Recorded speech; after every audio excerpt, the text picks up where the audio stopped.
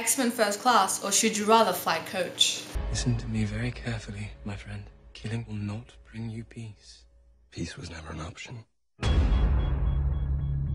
In 2011, Matthew Vaughn, director of Kick-Ass, released the movie X-Men First Class. Charles Xavier and Eric Lensher took the names Professor X and Magneto. They were two young men discovering their powers for the first time.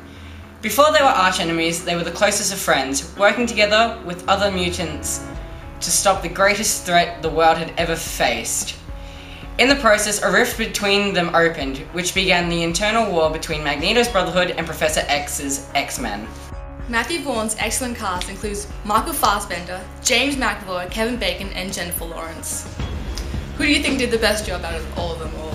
I think Michael Fassbender. He was absolutely, yeah. And I love Jennifer Lawrence's performance as Mystique. It wasn't that prominent. Like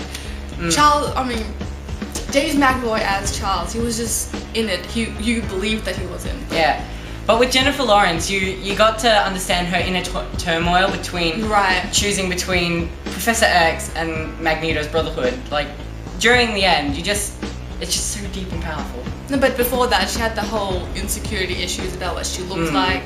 You know. And then she goes ahead and changes it all and says, "Mutant and proud." It's like, which is like, okay.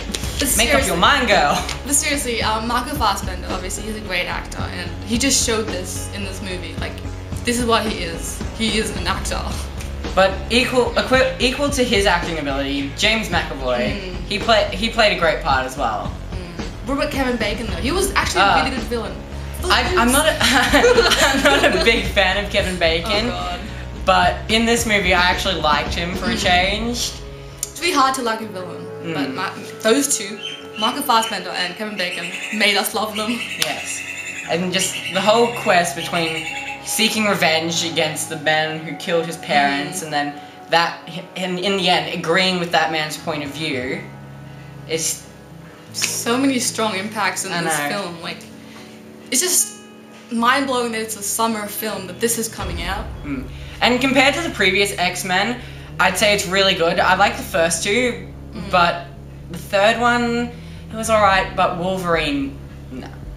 Oh, I went to see Wolverine. I shouldn't have. No. I like Hugh Jackman, he's good as Wolverine, but something just went devastatingly. Apparently they're thinking of making a sequel to Wolverine. Oh God. Along with this sequel, Matthew Vaughn has also announced that he's going to be making a sequel to X-Men First Class. I can't wait for that. And when did he say it was airing? Like 2014, which I will be counting down to.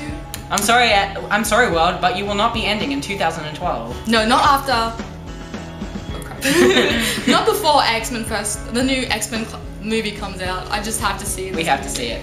We had a combination of elements. It was funny. It had witty lines, it was action-packed, dramatic.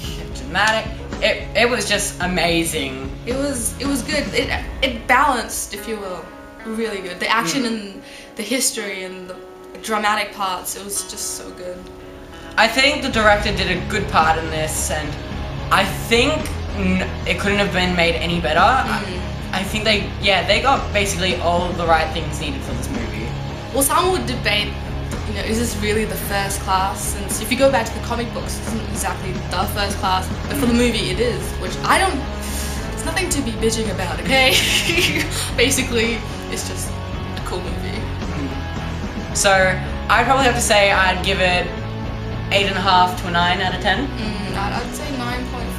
That's a strong 9.5. Now, personal opinions, what did you like? What didn't you like? I have to say I really like the inner turmoil between people, and especially seeing Michael Fassbender's portrayal of Magneto searching, for, revenge against the people who took his mother away from him. You could feel his pain almost. It was so good. good. And Kevin Bacon's performance as the villain. I know we're just going over what we just said, but come on. It was amazing. I like Charles's story and Eric's story going side by side until the climax of meeting. Which scene was that? Like when they were swimming, was it? No, wait. We were trying to find shore. When they met together, it was just boom. Bam! That's I liked. Oh, one thing I didn't like is when they were together sitting down picking their names. I think they should have earned their names instead of saying, oh, you be Magneto, I'll be Mystique, you be Banshee. And we thought you could be Professor X. Yeah, like that was way too cheesy. Like I liked their names, but not how they got their names. They should have earned it, if you will. Yes. Right. So, what do you think? Do we need more team, superhero movies, You know, or with the Avengers coming out, a possibility that Justice League could come out in a few years. Yep. And or do you reckon it's just becoming too prominent? Do we have too many team superhero movies, or do we not have enough?